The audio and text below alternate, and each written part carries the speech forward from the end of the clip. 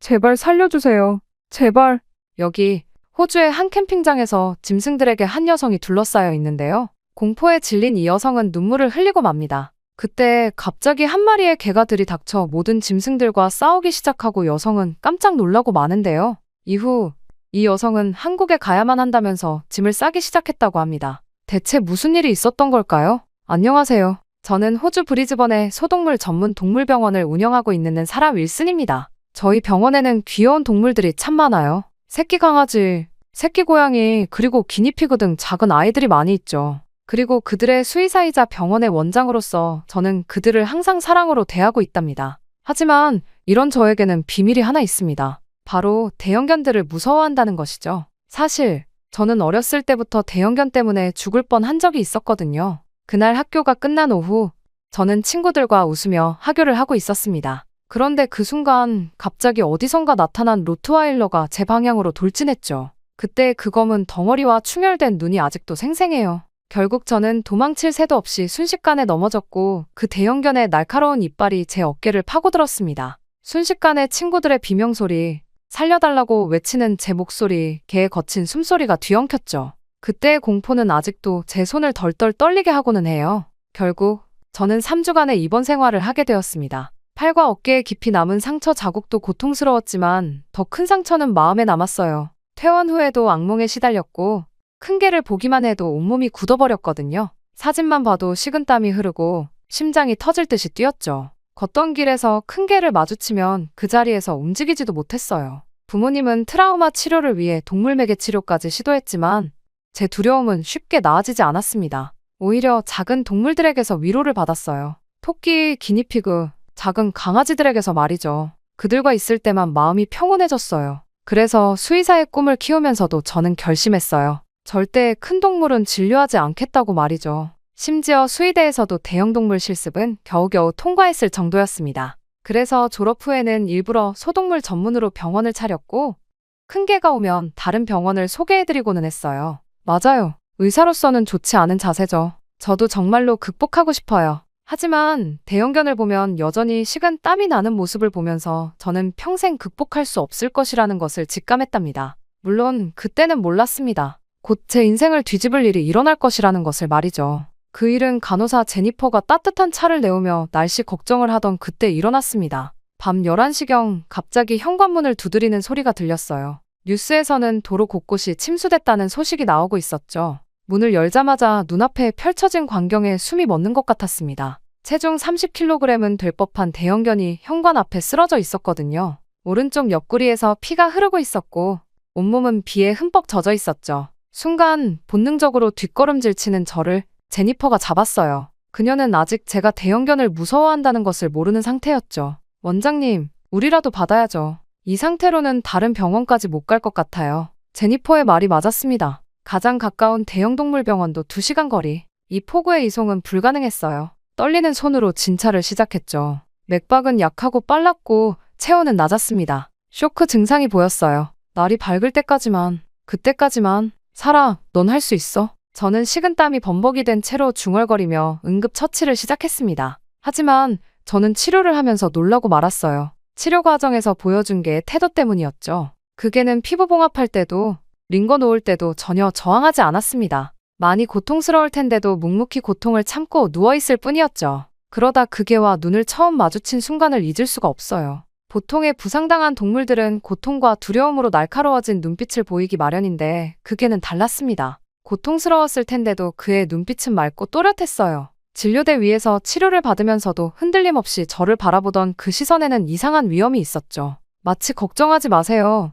전 괜찮을 거예요 라고 말하는 것 같은 눈빛이었어요. 날카로운 바늘이 살을 파고들 때도 아픈 상처를 소독할 때도 그 눈빛은 한결같았습니다. 그리고 그 순간 저는 처음으로 제가 큰 개의 눈을 피하지 않고 마주보고 있다는 걸 깨달았어요. 평소라면 상상도 할 수 없는 일이었죠. 그 순간 이상한 감정이 밀려왔습니다. 두려움? 아니었어요. 경계심? 그것도 아니었죠. 어떤 특별한 신뢰감, 그리고 묘한 친밀감. 마치 오래된 친구를 만난 것 같은 그런 느낌이었어요. 이후 자세히 살펴보니 이 개는 한국의 진돗개였어요. 특유의 고든 귀, 말린 꼬리, 균형 잡힌 체격. 수의대에서 배웠던 특징과 정확히 일치했습니다.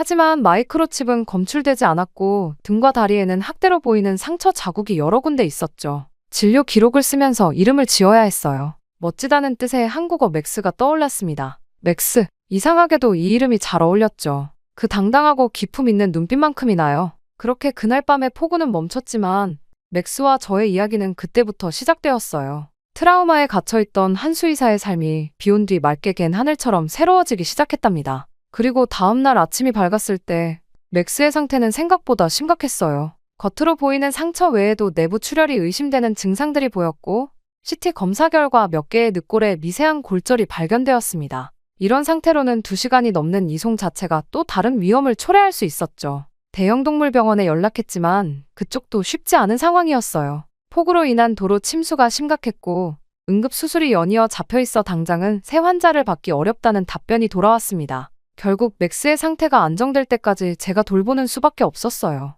일단 이틀만 상태를 지켜보고 이송하시죠. 제니퍼의 제안은 현실적이었습니다. 그렇게 결국 맥스는 제 곁에 남게 되었고 우리의 특별한 인연이 시작되었죠. 그리고 이후 저는 맥스에게 큰 충격을 받고 말았습니다. 가장 놀라웠던 건 맥스의 회복 속도였어요. 심각했던 상처들이 믿을 수 없을 만큼 빠르게 아물어갔습니다. 진돗개 특유의 강인한 생명력이었을까요? 이틀 만에 맥스는 제 발로 병원을 걸어 다닐 수 있게 되었어요. 그리고 그때부터 시작되었습니다. 맥스가 보여준 특별한 면모들이 하나둘씩 드러나기 시작한 거죠. 처음 그 모습을 목격한 건 골든 리트리버 벨라의 진료 때였어요. 벨라는 진료실만 들어오면 온몸을 떨고 숨으려 하던 강아지였는데 그날은 달랐습니다. 맥스가 진료실 한켠에서 조용히 벨라를 바라보더니 천천히 다가가 나란히 앉았어요. 신기하게도 벨라의 떨림이 멈췄고 평소보다 훨씬 수월하게 진료를 마칠 수 있었죠. 그 후로도 맥스는 놀라운 직감을 보여줬습니다. 불안한 고양이가 있는 케이지 앞에서는 일정 거리를 두고 조용히 앉아 있었고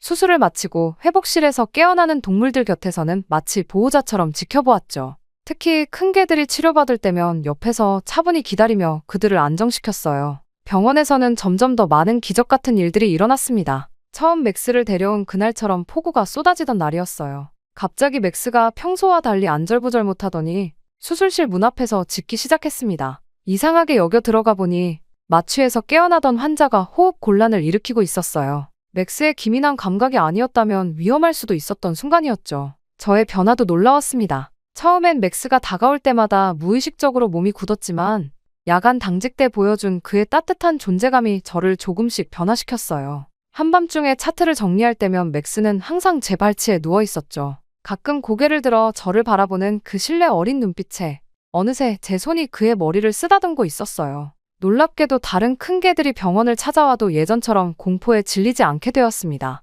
맥스가 보여준 침착하고 온화한 모습이 제게 새로운 기준이 된 걸까요? 처음으로 저는 대형견 진료를 피하지 않게 되었어요. 맥스가 곁에 있으면 어떤 큰 개라도 진료할 수 있다는 자신감이 생겼죠. 맥스는 어느새 병원의 마스코트가 되어 있었어요. 아침이면 접수대 앞에 앉아 손님들을 맞이했고 대기실에서는 불안해하는 동물들을 차분하게 만들어주었습니다. 직원들은 맥스를 부원장님이라고 부르기 시작했죠. 환자들의 상태를 누구보다 잘 파악하고 응급 상황도 먼저 감지하는 맥스를 보며 농담처럼 시작된 별명이었지만 어쩌면 가장 정확한 표현이었을지도 모르겠어요. 그렇게 시간이 흐르고 저는 진료 일지를 쓰면서 문득 깨달았습니다. 제가 얼마나 변화했는지를 말이죠. 더 이상 큰 개들 앞에서 떨지 않는 제 모습을, 자신감 있게 진료하는 제 모습을 보면서 말이에요. 그리고 그 모든 변화의 중심에는 맥스가 있었죠. 그러던 어느 날 밤, 제 진료실 벽에 걸린 수의사 면허증 아래에 맥스가 조용히 누워있는 모습을 보면서 저는 알게 되었습니다. 더 이상 그는 단순한 병원의 마스코트가 아니라는 것을 말이에요. 제 삶을 바꿔놓은 특별한 동반자이자 치유자였죠. 하지만 그때는 몰랐어요. 우리에게 더 큰 시험이 다가오고 있다는 것을. 맥스가 보여줄 더 놀라운 용기가 기다리고 있다는 것을 말이죠. 이후 병원 리모델링 공사를 앞두고 저는 2주간의 휴가를 가지게 되었습니다. 평소에 저였다면 집에서 조용히 보냈겠지만 이제는 달랐어요. 맥스와 함께하는 시간이 제 오랜 두려움을 조금씩 지워가고 있었거든요. 사라, 레밍턴 국립공원으로 캠핑을 가보는 건 어때요? 라는 제니퍼의 제안에 처음엔 망설였습니다. 한적한 곳에서 맥스와 단둘이 지내는 게 불안하기도 했고 어쩌면 제가 아직 준비가 안 된 것 같기도 했죠. 하지만 공원에 도착하자마자 그런 걱정이 무색해졌어요. 맥스는 마치 이곳이 자신의 영역인 것처럼 자연스럽게 적응했습니다. 도시에서는 볼 수 없었던 진돗개의 기질이 자연 속에서 더욱 돋보였어요. 늘 제가 걸을 자리를 먼저 살피고 안전하다고 판단되면 그제야 저를 바라보며 따라오라는 듯 고개를 끄덕이는 모습이 인상적이었죠. 특히 놀라웠던 건 맥스의 놀라운 판단력이었습니다. 가파른 절벽이나 위험한 지형이 나타나면 본능적으로 다른 길을 찾아냈어요. 한 번은 제가 지도만 보고 가려던 길을 막아서더니 제 옷자락을 물고 다른 방향으로 이끌었죠. 나중에 알고 보니 그 길은 최근 산사태가 있었던 위험 구간이었어요. 또 한 번은 평화로워 보이는 계곡가에서 갑자기 저를 뒤로 물러서게 했는데 바로 그때 상류에서 불어난 물이 거세게 흘러내렸죠. 맥스는 제가 보지 못한 상류의 소리를 미리 들었던 거예요. 밤이 되자 맥스의 보호 본능은 더욱 강해졌습니다. 제가 텐트 밖으로 나갈 때면 반드시 먼저 주변을 살피고 돌아오는 길을 밝히려는 듯 제 앞에서 하얀 털을 빛내며 걸었어요. 야생에서는 인간보다 동물의 감각이 더 예민하다는 걸 아는 듯 맥스는 마치 오랜 시간 이 숲을 지켜온 수호자처럼 행동했습니다. 캠핑장에 도착해서 텐트를 치는데 게시판에 붙은 경고문이 눈에 들어왔습니다. 야생동물 출몰 주의라는 글자 앞에서 잠시 발걸음이 멈췄어요. 예전에 저였다면 바로 짐을 쌌겠지만 이상하게도 맥스가 곁에 있어 두렵지 않았습니다. 그의 날카로운 감각과 충직한 보호 본능을 직접 경험한 덕분이었겠죠. 맥스는 마치 제 불안한 마음을 읽기라도 한 듯 제 곁에 바짝 붙어 앉아 다정한 눈빛으로 저를 바라봤어요. 그날 저녁 옆 텐트의 부부와 우연히 대화를 나누게 됐어요. 모닥불 앞에서 차를 마시며 이야기를 나누던 중이었는데 맥스가 불빛 속으로 걸어 나오자 두 분의 표정이 확 바뀌었습니다. 혹시 진돗개 아닌가요? 남편분이 자리에서 벌떡 일어나셨어요. 놀랍게도 한국인 수의사 부부셨죠. 게다가 저 하얀 털빛, 백구로 불리는 순종 진돗개예요. 보세요. 저 곱게 선 귀와 망치꼬리라 부르는 꼬리의 곡선을. 부인분이 전문가다운 시선으로 맥스를 살펴보셨습니다. 모닥불 앞에 둘러앉아 들은 진돗개의 이야기는 마치 한 편의 서사시 같았어요. 진돗개는 신라 시대부터 왕실에서 키워온 귀한 견종이에요. 화랑들의 수렵견이자 동반자였죠. 부부는 번갈아가며 이야기를 이어갔습니다. 일제강점기 때는 조선의 개를 말살하려는 정책에도 불구하고 진도 섬 주민들이 목숨을 걸고 혈통을 지켜냈다고 해요. 그래서 지금도 진도 섬에는 순수 혈통 진돗개가 살고 있어요. 1962년에는 천연기념물 제53호로 지정될 만큼 우리나라의 소중한 문화유산이 되었죠. 특히 인상 깊었던 건 진돗개의 독특한 기질이었습니다. 한 주인만을 섬기는 일주일주의 성향이 있어요. 주인을 위해서라면 목숨도 바칠 수 있는 충성심이죠. 부인분의 말씀에 맥스가 마치 자신의 이야기를 하는 것처럼 저를 바라봤어요. 사냥할 때면 호랑이도 물리칠 만큼 용맹하지만 평소엔 온순하고 영리해요. 다른 개들은 본능적으로 쫓기는 걸 좋아하지만 진돗개는 먼저 상황을 판단하고 전략적으로 사냥해요. 그래서 예로부터 충견이자 지견이라 불렸죠. 남편분은 특히 진돗개의 독특한 습성도 설명해 주셨어요. 진돗개는 자신의 영역 의식이 강해요. 지금처럼 캠핑장에서도 우리 텐트 주변을 자신의 영역으로 인식하고 지키려 할 거예요. 또 주인의 걱정거리를 알아채는 놀라운 직감도 있죠. 진돗개는 주인의 감정 변화에 누구보다 민감하게 반응한다고 해요. 이야기를 들으며 맥스를 바라보는 제 시선이 달라졌습니다. 병원에서 보여준 그의 영리함과 침착함, 저를 향한 무조건적인 신뢰와 보호 본능이 모두 천년의 세월 동안 이어져 온 진돗개의 DNA 안에 있었던 거네요. 불빛 속에서 당당하게 앉아있는 맥스의 모습이 그 어느 때보다 특별해 보였습니다. 대화 중에 갑자기 맥스의 귀가 쫑긋 섰어요. 동시에 남편분도 고개를 들더니 어둠 속을 응시했습니다. 딩고들이 평소와는 다르게 움직이는 것 같은데요. 맥스의 털이 순식간에 곤두섰고 저도 모르게 등줄기가 서늘해졌습니다. 평소의 차분한 모습은 온데간데 없이 사라지고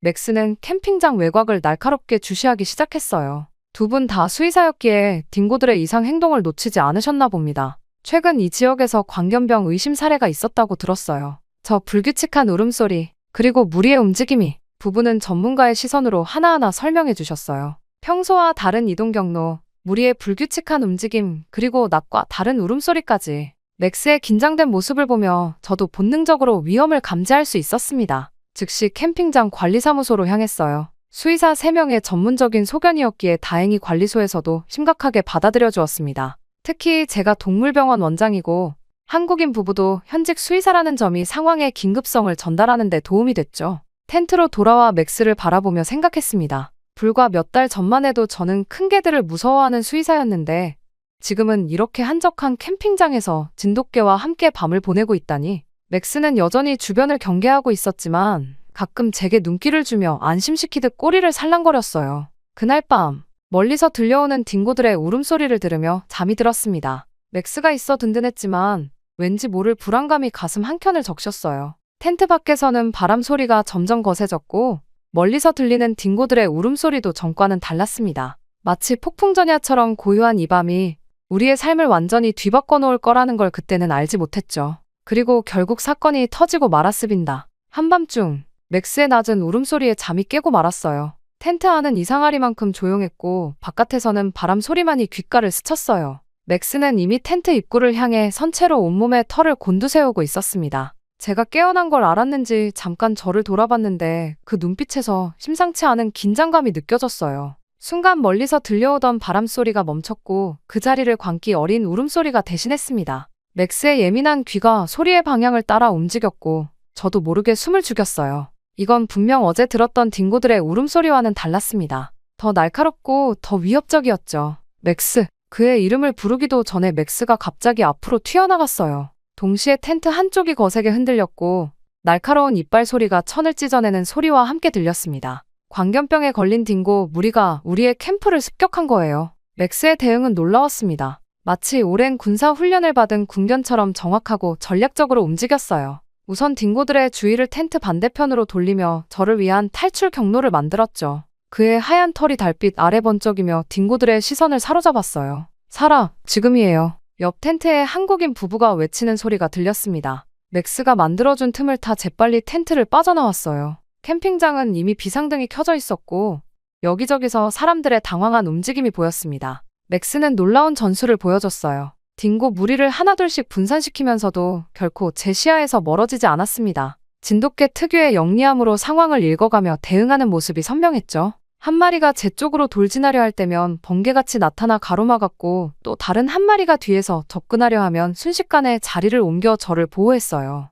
저 움직임, 전형적인 광견병 증상이에요. 한국인 수의사분의 말씀이 들렸습니다. 딩고들의 불규칙한 동작과 과도하게 공격적인 태도가 확실히 정상은 아니었어요. 평소라면 인간을 피하는 것이 자연스러운데 오히려 적극적으로 공격해 들어오는 모습이었죠. 위기의 순간은 순식간에 찾아왔어요. 맥스가 3마리의 딩고를 동시에 상대하고 있을 때였습니다. 제가 있는 쪽으로 또 다른 한 마리가 돌진해왔고 맥스는 망설임 없이 그 딩고의 목덜미를 향해 뛰어들었어요. 광견병에 걸린 딩고와의 직접적인 접촉은 피해야 했는데도 저를 지키기 위해 망설이지 않았던 거죠. 맥스는 승리했지만 대가는 컸습니다. 오른쪽 앞다리에 깊은 상처를 입었어요. 하지만 그 와중에도 절뚝이는 다리로 제 앞을 지키고 선모습에서 진돗개의 충성심이 무엇인지를 온몸으로 보여줬습니다. 다행히 그때 캠핑장 순찰대가 도착했고 딩고 무리는 점차 흩어졌어요. 응급처치 키트를 꺼내며 제 손이 떨렸습니다. 광견병 감염의 위험이 있는 상처였기에 수의사로서 더욱 조심스러웠죠. 하지만 맥스는 여전히 제 곁을 지키며 아픈 기색 하나 내지 않고 치료를 받았어요. 상처를 소독하고 붕대를 감는 동안 그의 신뢰에 찬 눈빛이 저를 한시도 떠나지 않았습니다. 이런 용기 있는 개는 처음 봤어요. 한국인 수의사 부부가 치료를 도와주시며 말씀하셨죠. 진돗개의 충성심이 이런 거구나. 이제야 진짜 의미를 알겠어요. 저도 고개를 끄덕였습니다. 책에서 읽었던 진돗개의 특성들이 지금 이 순간 맥스를 통해 생생하게 증명되고 있었으니까요. 동이 틀 무렵 캠핑장 관리사무소에서 상세한 보고서를 작성했습니다. 광견병 의심 증상을 보이는 딩고들의 특이 행동, 공격 패턴, 그리고 가능한 감염 경로까지 수의사로서의 전문적 소견을 상세히 적었어요. 이 사건을 계기로 주변 지역의 야생동물 방역이 강화되어야 한다는 제안도 덧붙였죠. 그때는 몰랐습니다만 누군가가 이 모든 상황을 휴대폰으로 촬영하고 있었더군요. 맥스가 딩고들을 상대로 저를 지키는 모습이 고스란히 담긴 영상이 SNS에 올라갔고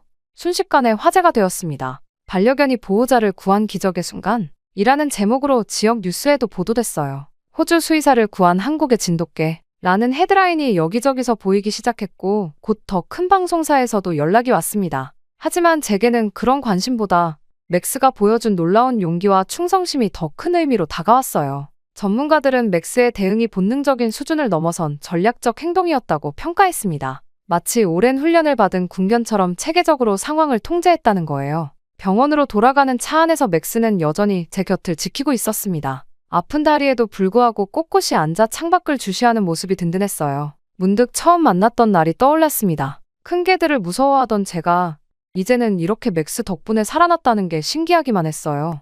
SNS에서는 맥스의 영상이 계속해서 화제가 되었고, 특히 한국에서 큰 관심을 받았다고 해요. 진돗개의 우수성을 세계에 알린 사례라며 각종 매체에서 연락이 왔죠. 하지만 저는 맥스의 부상이 완전히 회복되는 것이 먼저라고 생각했습니다. 광견병 감염 검사도 필요했고, 앞다리의 상처도 꼼꼼히 지켜봐야 했으니까요. 치료 과정에서 맥스와 저의 유대감은 더욱 깊어졌어요. 매일 밤 상처를 소독하고 붕대를 갈아주는 동안 맥스는 한 번도 불평하지 않았습니다. 오히려 제가 걱정할까봐 아픈 기색을 감추는 것 같았어요. 이런 게 진정한 용기구나 하고 생각했습니다. 며칠 뒤 맥스의 활약을 다룬 다큐멘터리 제작진이 찾아왔어요. 진돗개의 역사부터 저와 맥스의 특별한 인연, 그리고 그날의 이야기까지. 하지만 그들이 진정으로 놀란 건 맥스의 일상적인 모습이었습니다. 병원에서 불안해하는 동물들을 안정시키고 아픈 아이들 곁을 지키는 모습에 제작진도 감동했다고 하더군요. 그렇게 레밍턴에서의 사건은 예상치 못한 변화의 시작이었습니다.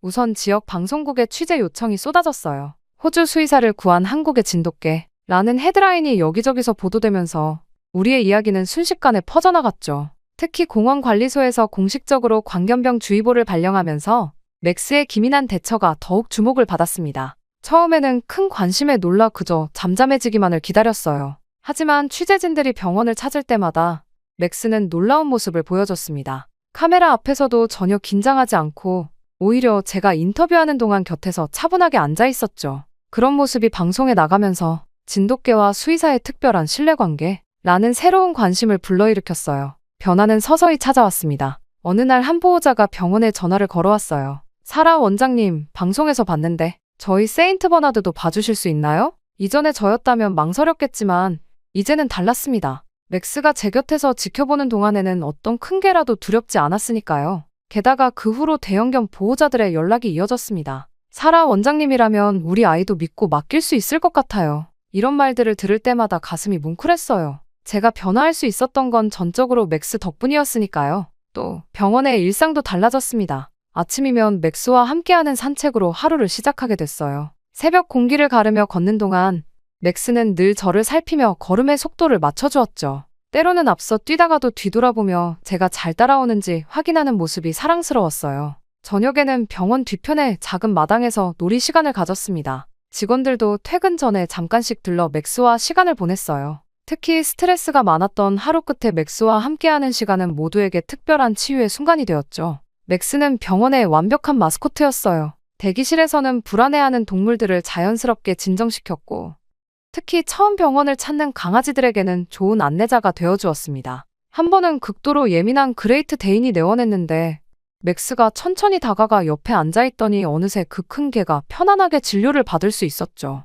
가장 신기했던 건 어린 강아지들과의 교감이었어요. 병원에 처음 온 겁먹은 강아지들이 맥스를 보면 신기하게도 금방 안정을 찾았습니다. 주사 맞기를 무서워하는 강아지들 옆에서는 맥스가 먼저 다가가 안정감을 주었고 검사를 받는 동안에도 옆을 지켜주었죠. 보호자분들은 맥스를 보며 우리 강아지의 든든한 선배 같다 고 말씀하시곤 했어요. 직원들 사이에서는 맥스가 없는 병원은 상상할 수도 없다는 말이 나올 정도였습니다. 아침마다 접수대 앞에 앉아 손님을 맞이하는 모습, 진료 중에 불안해하는 환자 곁을 지키는 모습, 수술이 끝나기를 기다리는 보호자들 옆에서 위로가 되어주는 모습까지. 맥스는 그야말로 완벽한 테라피 독이었죠. 특히 인상적이었던 건 대형견들을 대하는 맥스의 태도였어요. 처음에는 경계하고 불안해하는 큰 개들에게 맥스는 놀라운 인내심을 보여줬습니다. 천천히 다가가 친근감을 표현하고 때로는 적당한 거리를 유지하며 상대방이 편안해질 때까지 기다려주었죠. 그런 맥스를 보면서 저도 자연스럽게 대형견들을 대하는 법을 배웠습니다. 제 트라우마도 어느새 사라졌어요. 더 이상 큰 개를 보면 긴장하거나 두려워하지 않게 됐죠. 오히려 이제는 대형견 진료가 제 전문 분야가 되었습니다. 보호자들은 사라 선생님은 우리 아이의 마음을 잘 이해해 주시는 것 같아요 라고 말씀하시곤 했는데 사실 그건 모두 맥스에게 배운 거였어요. 병원은 점점 대형견 전문 병원으로 소문이 났습니다. 진료실에는 세인트 버나드, 그레이트 데인, 알래스칸 멜러뮤트 같은 대형견들의 방문이 늘었고 저는 그들 각각의 특성을 이해하고 존중하는 법을 배워갔어요. 맥스는 마치 조교처럼 곁에서 저를 돕고 때로는 제가 놓친 부분들을 챙겨주었죠. 어느 날 저녁 진료를 마치고 맥스와 함께 병원 옥상에 앉아 있었어요. 도시의 불빛이 반짝이는 가운데 문득 지난 시간을 돌아보게 됐습니다.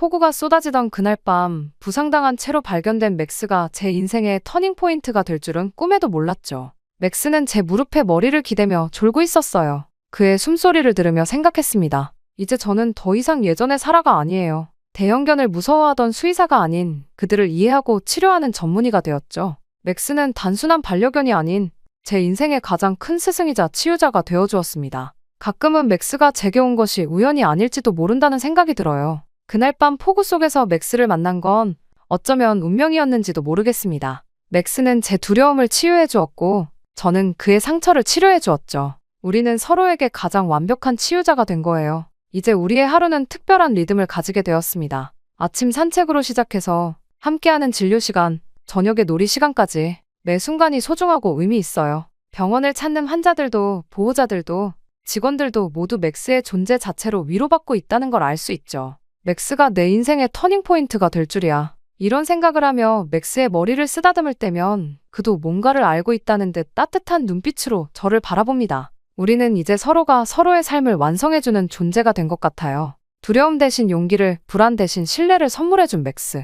그와 함께라면 어떤 변화도 두렵지 않을 것 같습니다. 맥스와 함께한 2년의 시간 동안 우리 병원은 브리즈번 최고의 대형견 전문병원으로 자리 잡았습니다. 더 이상 작은 동물병원이 아니었어요. 늘어나는 환자들을 위해 건물을 증축했고 특히 야간 응급실과 대형견 전용 입원실을 새롭게 마련했죠. 입원실의 각 칸은 대형견들이 편안하게 지낼 수 있도록 넓게 설계했고 재활에 필요한 시설도 갖추었습니다. 특별했던 건 맥스의 쉼터였어요. 병원 뒤편에 마련한 임시보호소인데 유기된 대형견들을 위한 공간이었죠. 맥스가 제게 가져다준 변화를 다른 개들에게도 전하고 싶었거든요. 놀라웠던 건 맥스가 이곳에 진정한 주인 노릇을 해냈다는 거예요. 새로 들어온 개들이 불안해할 때면 맥스가 먼저 다가가 안정시켰고 서로 다투는 일이 생기면 중재자가 되어주었죠. 동물 매개 치료 프로그램도 시작했습니다. 맥스와 제가 서로를 치유했던 것처럼 다른 이들에게도 같은 기회를 주고 싶었어요. 트라우마를 겪은 아이들이나 우울증 환자들이 맥스의 쉼터를 찾았고 개들과 교감하며 조금씩 마음을 열어갔죠.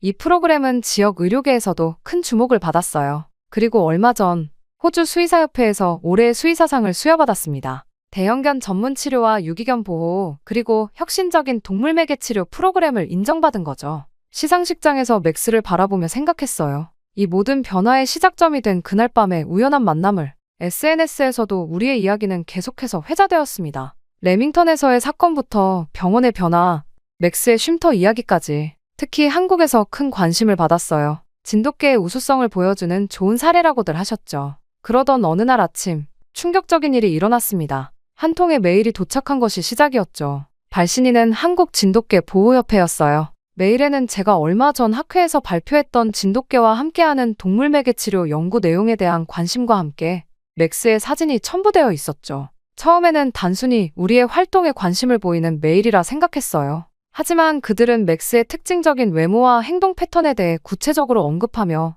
2년 전 시드니 공항에서 도난당한 진돗개와 너무나 닮았다는 내용이 눈에 들어왔습니다. 첨부된 자료들을 열어보는 순간 가슴이 덜컥 내려앉았어요. 진돗개 용가미의 사진들, 독특한 눈 주변의 반점과 왼쪽 귀 뒤의 하얀 무늬까지 맥스와 똑같았습니다. 처음 맥스를 발견했을 때 마이크로칩이 검출되지 않았던 이유도 있었네요. 수사 자료에 따르면 이 조직은 도난한 개들의 마이크로칩을 전문적으로 제거했다고 해요. 용가미는 호주 시드니 대학의 반려동물 행동연구 프로그램에 참여하기 위해 공식적으로 선발되어 수출된 개였다고 해요. 시드니 공항에 도착한 직후 사라졌다는데 그게 제가 맥스를 처음 발견하기 6개월 전이었답니다. 더 충격적인 건 이것이 국제 불법 애견 거래 조직의 소행이라는 점이었어요. 진돗개뿐만 아니라 다른 희귀견종들도 같은 수법으로 도난당했다는 거예요. 공항 CCTV에는 수상한 차량이 화물칸 근처에서 서성이는 장면이 찍혔지만 그 이후의 행적은 오리무중이었다고 합니다. 맥스, 아니, 용가미를 바라보는 제 마음이 복잡해졌어요.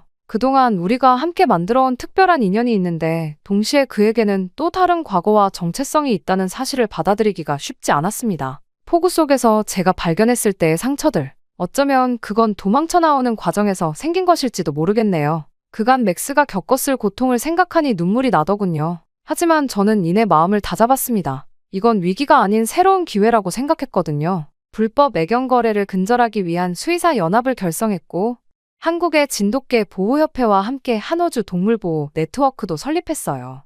맥스는 이 모든 활동의 홍보대사가 되었죠. 경찰에서는 이미 수사를 진행하고 있었고, 저는 망설임 없이 협조하기로 했습니다. 맥스, 아니 용가미의 신원이 밝혀진 것을 계기로 다른 도난당한 개들의 행방도 하나둘씩 추적되기 시작했어요. 경찰 조사 과정에서 맥스가 발견된 장소 근처에서 불법 거래 조직의 임시 보관소가 있었다는 사실도 밝혀졌죠. 용감이라는 이름을 되찾은 맥스는 이제 두 개의 정체성을 가지게 되었습니다. 한국에서는 용감이로, 호주에서는 맥스로 불리며 양국의 가교 역할을 하게 된 거죠. 처음에는 두 이름 사이에서 혼란스러웠지만 곧 깨달았어요. 이 두 개의 이름이 그의 특별한 운명을 완성하고 있다는 걸요. 지금은 진돗개 보호협회와 협력하여 정기적으로 온라인 세미나도 개최하고 있어요. 진돗개의 특성과 올바른 훈련법, 그들이 가진 특별한 충성심에 대해 이야기를 나누죠. 맥스는 항상 제 옆에서 진돗개의 우수성을 몸소 보여주고 있습니다. 마지막 진료일지를 쓰며 생각했어요. 맥스는 제게 정말 특별한 선물을 주었습니다.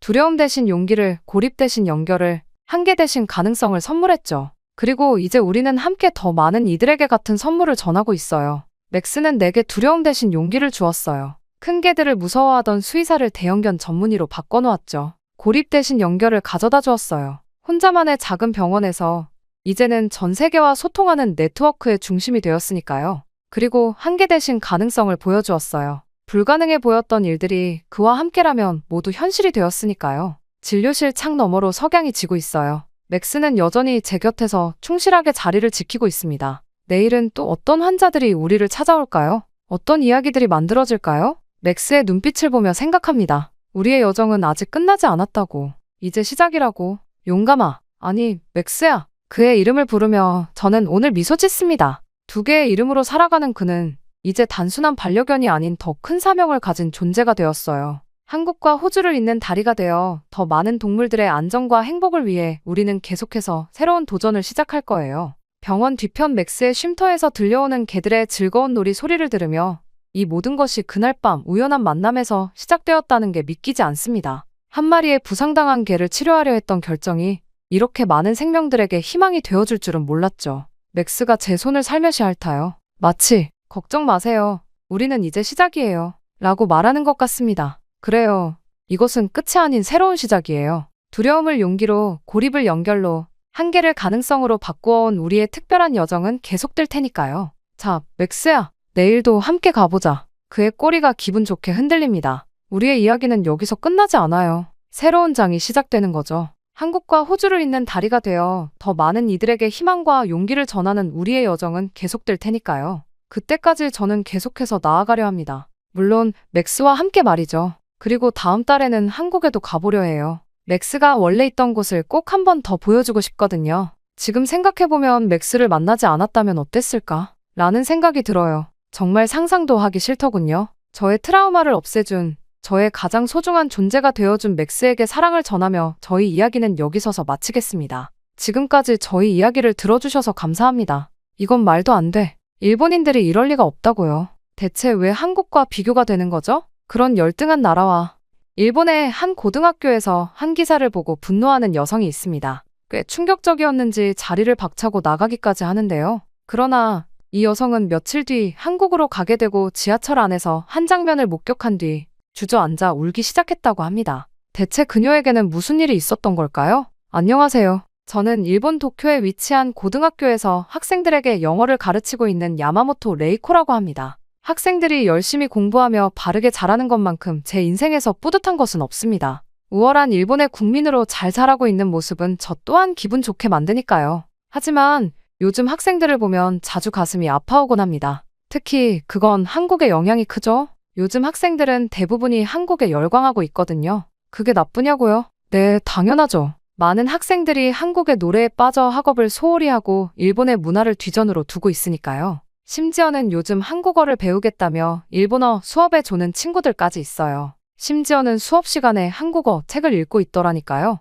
그런 모습을 보면 정말 속이 타들어가는 것만 같습니다. 대체 왜 저희보다 열등한 나라의 문화에 그렇게까지 열광을 하고 스스로를 타락시키는지. 더 배울 게 많은 나라도 아니고 한국이잖아요. 제가 한국을 좋아하지 않는 이유가 이것만 있는 것은 아닙니다. 저에게도 한 사건이 있었거든요. 3년 전 제가 가장 아끼던 제자 마코토가 한국 연예인을 따라하다 학교를 중퇴를 해버린 것이죠. 공부 잘하던 아이가 어느 날부터 한국 아이돌에 빠져 성적이 급락하더니 결국 연예인이 되겠다며 학교를 떠났죠. 그의 어머니가 오열하며 절 찾아왔던 날이 아직도 선명합니다. 결국 그 아이는 아이돌이 되지도 못하고 시간만 버리다가 일본으로 돌아와 우울증까지 겪었다고 하더군요. 그렇게나 밝은 아이였는데 대체 그곳에서 무슨 일을 당한 건지 분노가 치밀어 올랐습니다. 게다가 작년에는 친동생마저 한국 화장품 회사에 취직해 도쿄를 떠나고 말았습니다.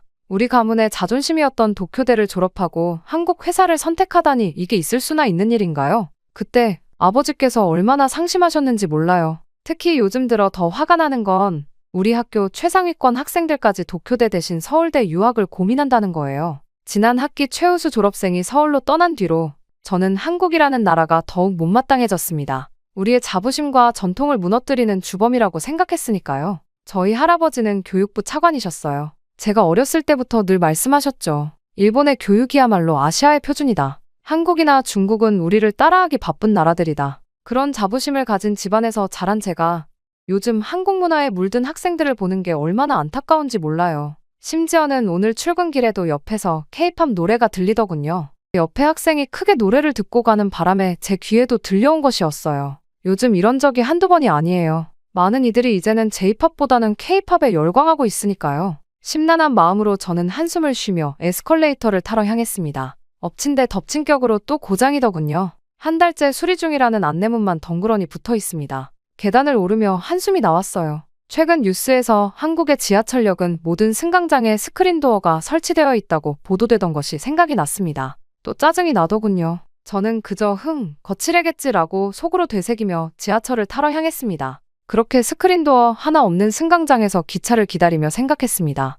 지난주 교무실에서 있었던 일이요. 신입 교사가 한국의 교육 시스템을 본받아야 한다. 고 말했다가 제게 호되게 혼낸 일이 떠오르더군요. 감히 우리나라 교육을 깎아내리다니 절대 있어서는 안 되는 일이니까요. 결국 그 교사는 눈물을 흘리며 사과했죠. 그렇게 지하철이 도착하고 푸시맨의 외침과 함께 또다시 그의 밀어넣기가 시작되었습니다. 일본에서는 출근길에 사람들을 최대한 지하철 안으로 밀어넣는 푸시맨이 있거든요. 너무 심각해서 가끔은 숨이 막힐 지경이죠. 하지만 더 충격인 것은 숨 막히는 차량 안에서 옆자리 학생이 한국 드라마를 보고 있다는 겁니다. 정말 이해할 수 없어요. 우리에겐 노벨상 수상자도 많고 세계적인 문학가들도 있는데 하지만 요즘 아이들은 한국의 화려한 겉모습에만 현혹되어 있는 것 같습니다. 흔들리는 전철 안에서 창밖을 바라봅니다. 노후화된 시설들이 눈에 띄지만 이런 불편쯤은 참을 수 있어요. 우리는 이렇게 질서정연하게 불편함을 감내하며 발전해 왔으니까요. 그래요.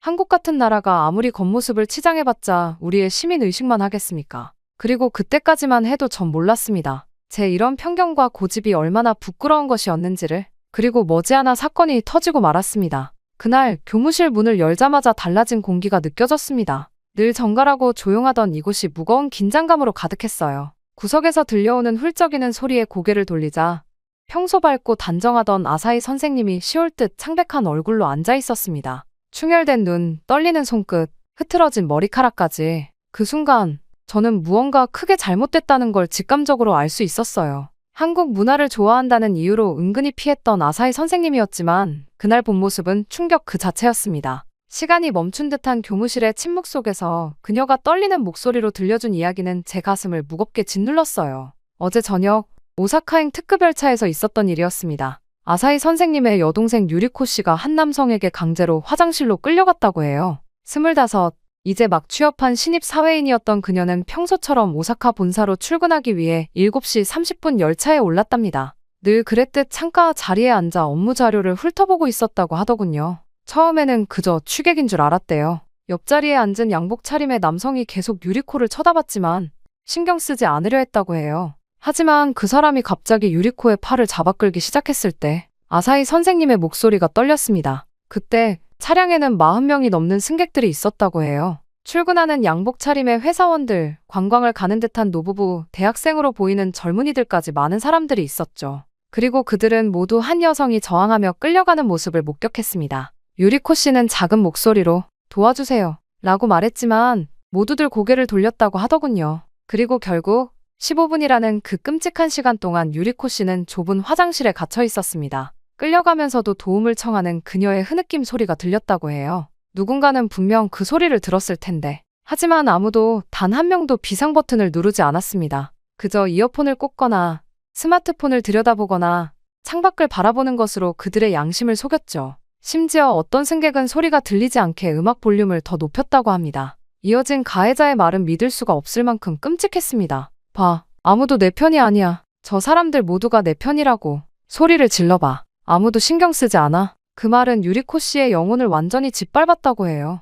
그리고 결국 어젯밤 11시, 유리코 씨는 자신의 원룸에서 수면제를 한 움큼 삼켰답니다. 평소와 달리 동생의 연락이 없어 이상하게 여긴 아사히 선생님이 직접 찾아가 발견했대요. 창백한 얼굴로 쓰러져 있던 동생의 손에는 쥐어진 쪽지가 있었습니다. 아무도 없었어요. 그 기차에 있는 건 사람이 아니었어요. 이후 진행된 경찰 조사 결과는 더 큰 충격을 안겼습니다. 목격자들의 증언을 들어보니 그들이 모른 척한 이유가 모두 똑같았어요. 민폐가 될까봐 그랬습니다. 다른 승객들에게 폐를 끼치고 싶지 않았습니다. 소란을 피우면 안 된다고 생각했습니다. 40명의 목격자들이 한결같이 민폐라는 말을 입에 담았다고 합니다. 심지어 한 회사원은 비상 버튼을 누르면 열차가 지연되고 다른 승객들에게 폐를 끼치게 될 것 같았다 고 진술했대요. 게다가 은퇴한 교사로 보이는 노신사는 질서를 지키는 것이 우리의 미덕이라며 자신의 행동을 정당화했다고 합니다. 유리코 씨가 쓴 유서에는 이런 구절이 있었다고 해요. 그 많은 사람들 앞에서 제가 겪은 일은 단순한 범죄가 아니었어요.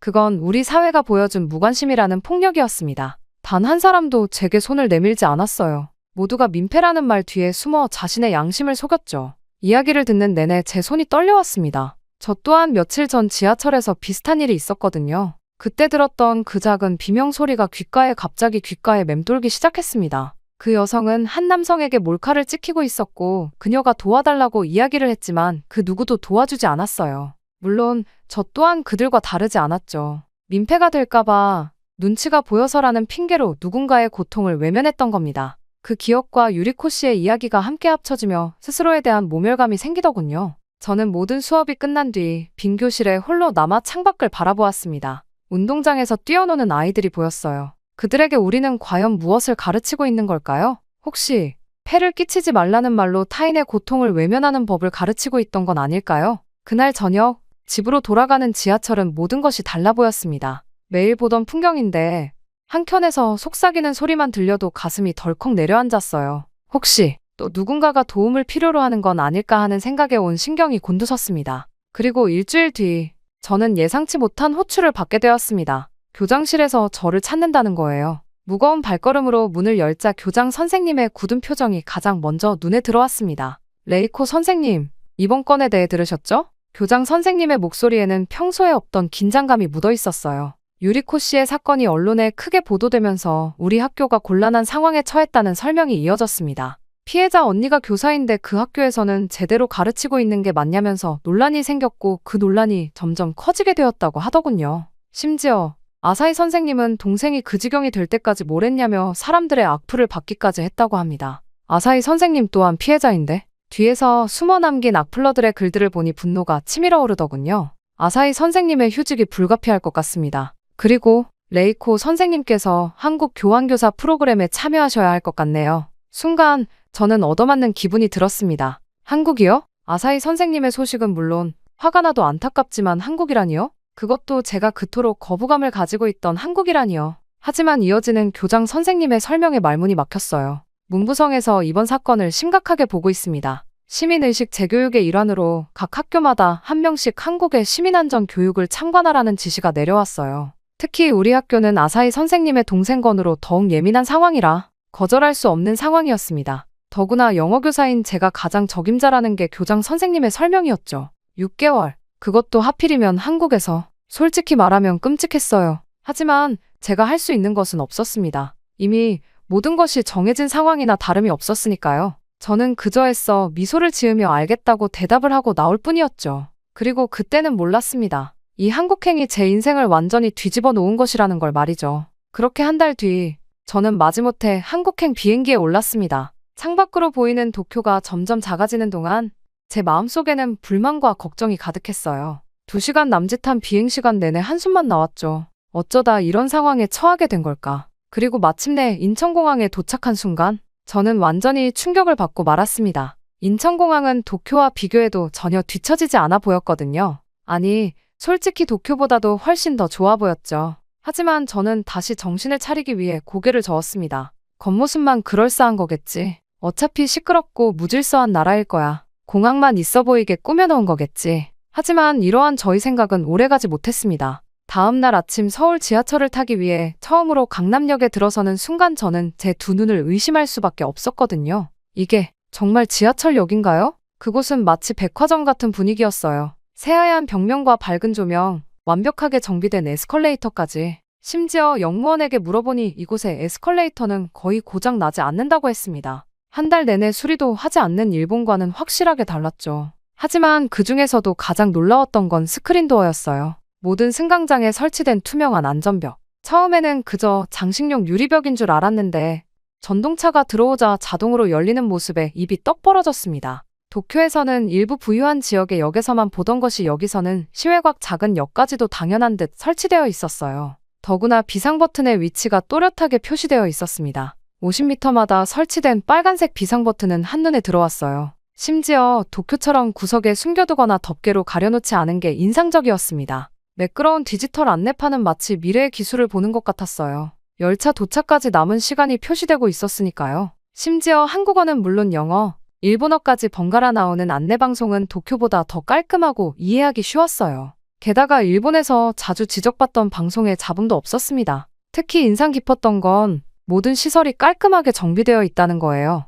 에스컬레이터 손잡이는 반짝반짝 빛났고 벽면의 타일은 마치 새 것처럼 깨끗했습니다. 도쿄의 노후화된 시설들, 녹슬어버린 손잡이, 깨진 타일, 희미해진 안내 표시들이 자꾸 떠올랐어요. 여기가 정말 한국인가요? 무심코 내뱉은 말에 옆에서 안내를 해주시던 김민서 담당자는 밝은 미소를 지으며 대답하셨어요. 아, 한국 지하철 처음 타보시나요? 서울 지하철은 세계에서도 손꼽히는 시스템을 자랑한답니다. 특히 안전시설은 세계 1위를 자부하고 있어요. 그 말에 솔직히 자존심이 조금 상했지만 부정할 수 없는 현실이었어요. 게다가 이게 끝이 아니었어요. 전동차에 올라탄 후 더 큰 충격이 기다리고 있었으니까요. 한국은 출근 시간에 도쿄처럼 사람들을 억지로 밀어넣지 않았어요. 그런데도 승객들은 여유 있게 서 있었고 푸시맨 같은 건 없었죠. 차량 내부 곳곳에 설치된 CCTV, 비상 통화장치, 안전벨, 마치 범죄 예방을 위한 요새 같았습니다. 혹시 불편한 일이 있으시면 언제든 비상 버튼을 누르세요. 그게 우리 모두의 안전을 지키는 길이니까요.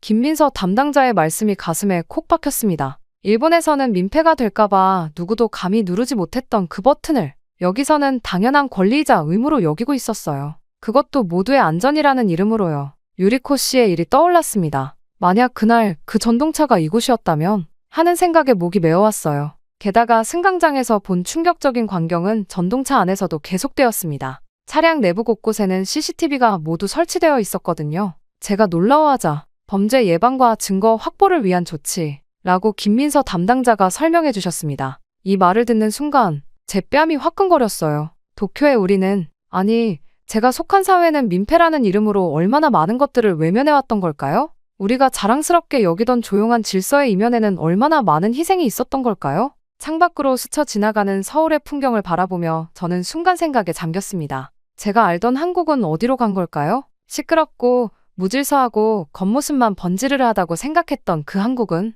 어쩌면 제 편견 속에만 존재했던 걸지도 모르겠어요. 그때 반듯하고 깔끔한 안내방송이 울려 퍼졌습니다. 전동차가 부드럽게 정차하고 스크린도어가 열리는 동안 문득 도쿄의 아사히 선생님이 떠올랐어요. 만약 그때 그 기차에 이런 시스템들이 있었다면 유리코 씨는 지금쯤 평범한 일상을 보내고 있었겠죠. 학교로 향하는 발걸음이 무거웠습니다. 하지만 이번엔 한국에 대한 거부감 때문이 아니었어요. 오히려 부끄러움 때문이었죠. 그동안 제가 얼마나 편협한 시선으로 이 나라를 바라보고 있었는지, 그리고 우리의 시스템이 얼마나 많은 허점을 가지고 있는지를 깨달은 부끄러움이었습니다. 선생님, 이제 곧 학교에 도착합니다. 김민서 담당자의 말씀에 고개를 들었어요. 창밖으로 보이는 학교 건물이 점점 가까워지고 있었습니다. 이제부터가 진짜 시작이겠죠. 그리고 어쩌면 제가 배워야 할 것들이 훨씬 더 많이 남아있을지도 모른다는 생각이 들었습니다. 이날의 충격은 컸지만 이건 시작에 불과했어요. 한국에서 보내게 될 6개월이 저를 어떻게 바꿔놓게 될지 그때 저는 아직 알지 못했으니까요.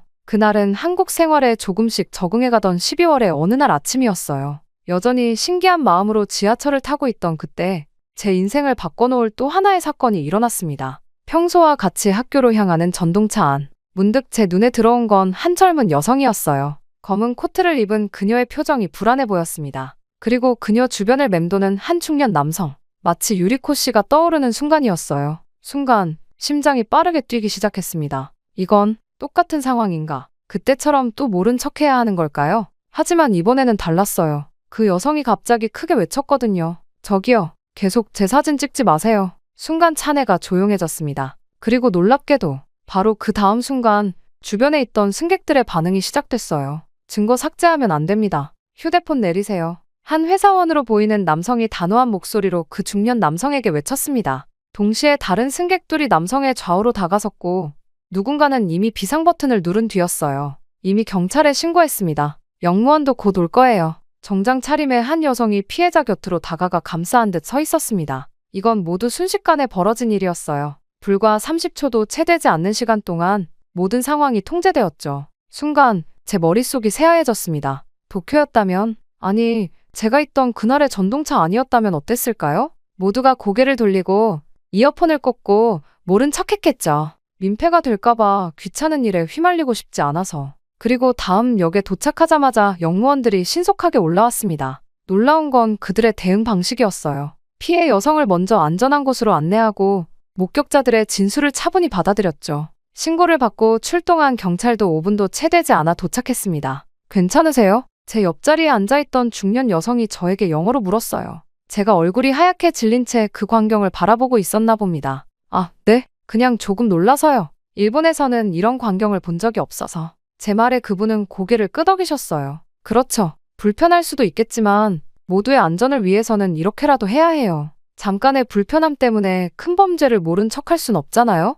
그 말은 제 가슴을 세게 때렸습니다. 잠깐의 불편함. 우리는 그것을 피하기 위해 얼마나 많은 것들을 희생해왔던 걸까요? 학교에 도착해서도 그 장면이 계속 머릿속에 맴돌았습니다. 교무실에서 만난 한국인 동료 교사 김지영 선생님께 오늘 있었던 일을 이야기했어요. 아, 그런 일이 있으셨군요. 저도 비슷한 경험이 있어요. 작년에는 제가 직접 신고를 했었죠. 김지영 선생님의 담담한 목소리에 놀라움을 감출 수 없었습니다. 하지만 신고하면 여러모로 불편하지 않나요? 경찰 조사도 받아야 하고. 물론 귀찮죠. 하지만 그때의 불편함이 누군가의 인생이 망가지는 것보다 낫지 않을까요? 저희가 모른 척하면 그 사람은 다음 피해자를 노리겠죠. 어쩌면 그 다음 피해자가 우리의 가족일 수도 있고요. 순간 유리코 씨의 얼굴이 떠올랐습니다. 그날 기차에 있던 40명의 승객들. 그들도 불편함을 피하고 싶었던 걸까요? 그 작은 불편함을 피한 대가로 한 사람의 인생이 무너져 내렸다는 사실을 그들은 알고 있을까요? 일본에 계실 때는 어떠셨어요? 김지영 선생님의 물음에 저는 말을 잇지 못했습니다. 제 침묵이 결국 범죄를 도왔다는 사실이 너무나 부끄러웠으니까요. 사실 저도 한 번 모른 척한 적이 있어요. 지하철에서 들린 비명 소리를요. 그리고 얼마 뒤에 끔찍한 사건이 일어났죠. 김지영 선생님은 잠시 저를 바라보더니 따뜻하게 말씀하셨어요. 과거는 바꿀 수 없지만 미래는 바꿀 수 있어요. 레이코 선생님께서 오늘 목격하신 것처럼요. 불편을 감수하더라도 돕는 게 맞는 거예요. 그게 결국 우리 모두를 위한 거니까요. 그렇게 수업을 마치고 집으로 돌아가는 길, 아침에 봤던 광경이 계속 떠올랐습니다. 피해자를 보호하고 가해자를 저지하고 증거를 확보하는 시민들. 그들은 민폐를 걱정하지 않았어요. 대신 우리 모두의 안전을 생각했죠. 창밖으로 서울의 밤거리가 스쳐 지나갔습니다. 오늘 하루 동안 제가 본 것은 단순한 사건 대응이 아니었어요. 그건 어쩌면 성숙한 시민의식, 서로를 지키고자 하는 공동체 정신의 실천이었는지도 모릅니다. 전동차가 천천히 역에 들어설 때 문득 깨달았어요. 제가 그토록 자랑스럽게 여기던 일본의 조용한 질서는 어쩌면 우리의 책임을 회피하는 핑계였던 건 아닐까요? 불편함을 피하기 위해 우리는 얼마나 많은 것들을 희생해왔던 걸까요? 그리고 그날 이후 저는 충격적인 소식을 듣게 되었습니다. 바로 유리코 씨의 소식이었어요. 아사히 선생님이 보내온 메일을 통해서 접하게 되었죠. 유리코 씨의 트라우마는 생각보다 깊었고 여전히 치료를 받고 있다고 하더군요. 하지만 더 충격적인 건 그날의 40명의 목격자들에 대한 경찰 조사 결과였어요. 그러다 쉬는 시간 교무실에서 그 메일을 읽던 중 김지영 선생님이 다가왔습니다. 무언가를 알려줘야 할 것처럼 조심스럽게 다가오더군요. 레이코 선생님, BBC에서 이 사건을 다룬 기사를 보셨나요? 노트북을 펼쳐 그녀가 보여준 기사는 충격적이었습니다. 일본의 침묵의 미덕이 어떻게 범죄를 조장하는 결과를 낳고 있는지, 그리고 이것이 얼마나 오래된 사회적 문제인지를 적나라하게 보여주고 있었어요. 레이코 선생님, 괜찮으세요? 기사를 읽는 동안 제 손이 떨리고 있었나 봅니다. 김 선생님의 걱정스러운 목소리가 들렸어요. 김지영 선생님, 혹시 한국 학생들은 이런 상황에 대해 어떻게 생각하나요? 궁금해서요. 솔직히 말하면 며칠 전 목격한 지하철에서의 시민들의 대응이 계속 머릿속에 맴돌았거든요. 우리와는 너무나도 다른 그들의 태도가 왜 그렇게 형성됐는지 알고 싶었습니다. 그렇다면 한번 학생들과 이야기를 나눠보는 건 어떨까요? 마침 다음 주에 제가 3학년 윤리 수업이 있는데 김지영 선생님이 이야기를 꺼내자마자 저는 재빨리 먼저 제안했습니다. 그럼 혹시 제가 일본의 사례를 소개하고 학생들과 토론하는 시간을 가져보아도 될까요? 물론 제가 감당하기 힘든 주제일 수도 있지만 김지영 선생님은 흔쾌히 동의해 주셨어요. 그렇게 저는 한국 고등학교 3학년 윤리 수업에서 특별 강의를 하게 되었습니다. BBC 기사와 일본의 사례를 소개하고 학생들의 생각을 듣기로 했죠. 수업 준비를 하면서도 제 마음은 복잡했습니다. 일본인인 제가 이런 이야기를 꺼내도 될까 하는 걱정도 들었죠. 하지만 한국 학생들의 생각이 너무나 궁금했어요. 며칠 전 지하철에서 보았던 그 당당한 시민의식은 어디서 비롯된 걸까? 드디어 수업 당일 떨리는 마음으로 교실에 들어섰습니다. 제가 준비한 자료를 보여주며 일본의 현실을 설명했어요. 유리코 씨의 이야기를 하는 동안 교실의 공기가 무거워지는 게 느껴졌습니다. 그때 뒷자리에 앉아있던 박지민 학생이 손을 들었어요. 선생님, 발표해도 될까요? 이 주제에 대해 제가 조사한 것이 있어서. 침묵은 또 다른 형태의 폭력입니다. 지민이 첫 마디에 교실이 숨죽였습니다. 우리가 침묵할 때 우리는 가해자의 편에 서는 겁니다. 민폐라는 말로 포장된 우리의 무관심이 누군가의 인생을 망가뜨리는 동조자가 된다는 걸 알아야 해요. 지민이는 자신이 찾은 자료들을 하나씩 보여주었습니다. 일본의 사례뿐만 아니라 한국에서 있었던 비슷한 사건들, 그리고 그것이 어떻게 변화했는지도요. 얼마 전 일본에서 온 한 여성의 이야기를 읽었어요. 그녀는 전철에서 괴롭힘을 당했을 때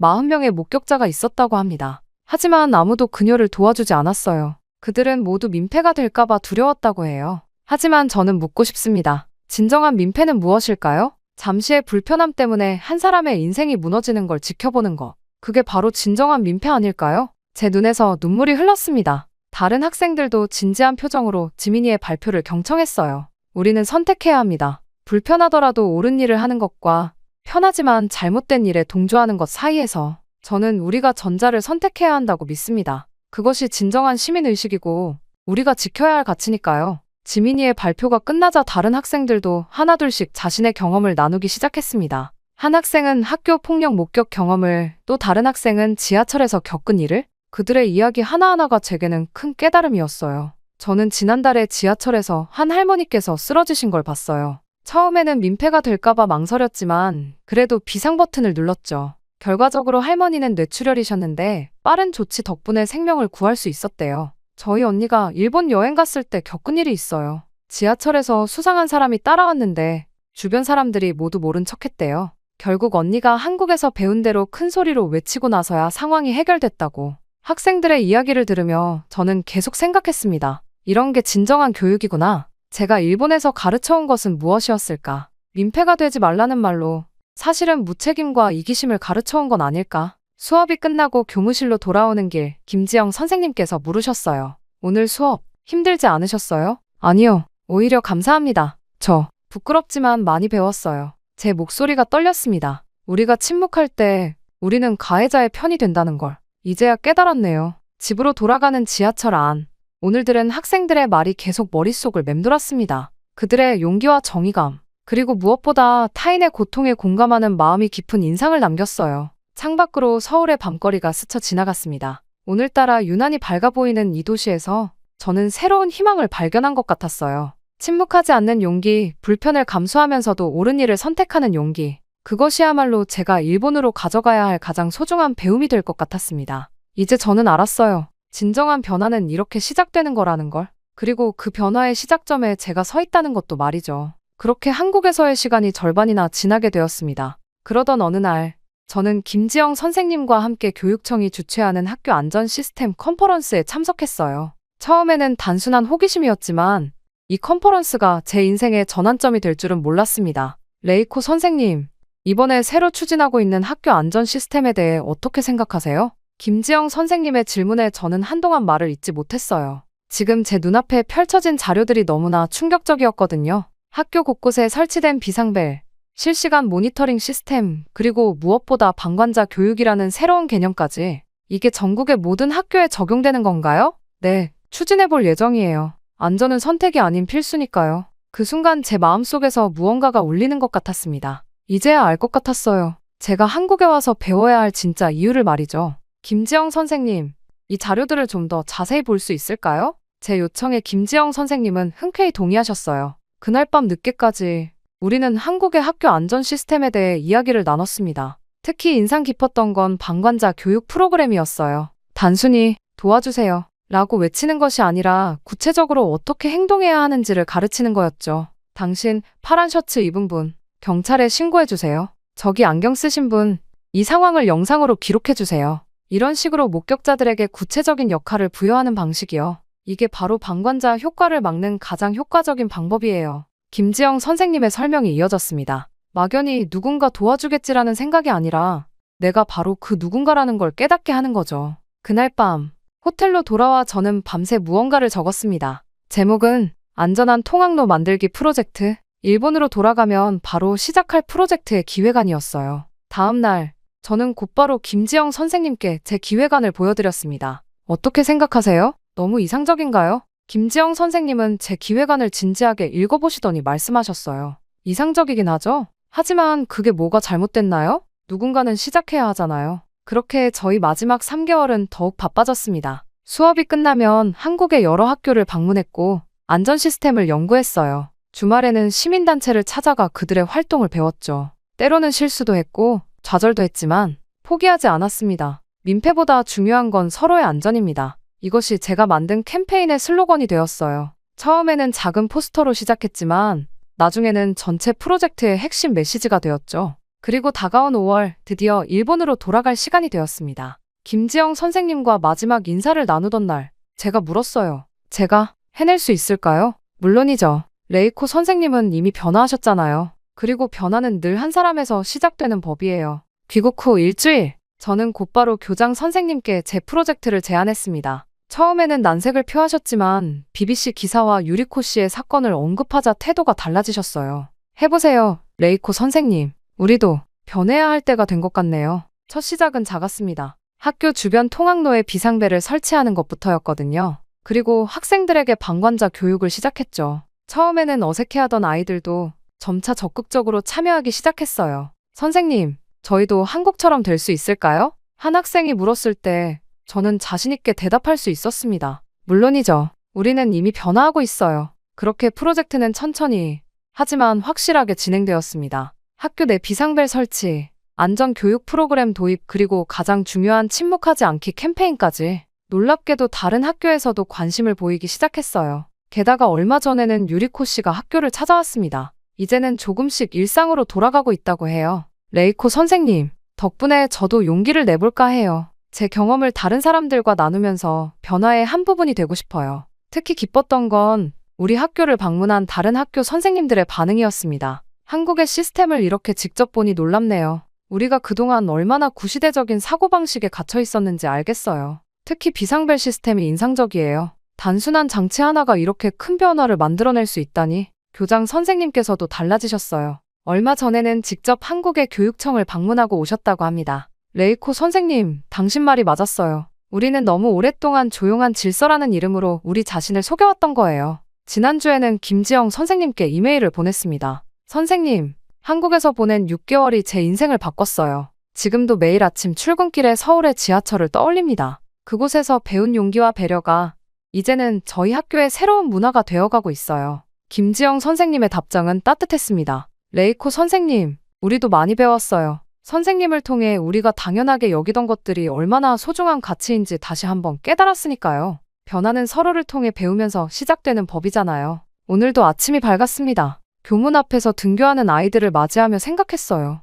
6개월 전 마지못해 한국행 비행기에 올랐던 제가 이제는 매일 한국에서의 추억을 그리워하고 있다는 게 신기합니다. 학생들의 밝은 인사 소리, 복도에 설치된 비상벨, 그리고 교무실 벽에 걸린 민폐보다 중요한 건 서로의 안전입니다라는 포스터. 이 모든 것들이 한국에서 배워온 소중한 선물이에요. 선생님, 저희 반 친구들이 한국의 학교 안전 시스템에 대해 발표하고 싶대요. 아침 조회 시간, 한 학생이 달려와 말했습니다. 아이들의 눈빛에서 저는 희망을 봅니다. 그리고 깊은 감사함을 느껴요. 창밖으로 떠오르는 아침 해를 바라보며 생각했습니다. 변화는 결코 쉽지 않아요. 하지만 불가능한 것도 아니죠. 한국에서 보낸 시간이 제게 가르쳐준 가장 큰 교훈은 우리 모두가 서로에게 배우고 성장할 수 있다는 거예요. 이제 저는 매일 아침 도쿄 지하철에서 서울에서의 추억을 떠올립니다. 그리고 감사함을 느껴요. 제게 새로운 눈을 열어준 한국에, 그리고 그곳에서 만난 모든 분들에게. 민폐보다 중요한 건 서로의 안전입니다. 이 말은 이제 단순한 슬로건이 아닌 우리 모두의 새로운 시작을 알리는 약속이 되었습니다. 그리고 저는 이 약속을 지키기 위해 오늘도 힘차게 하루를 시작합니다.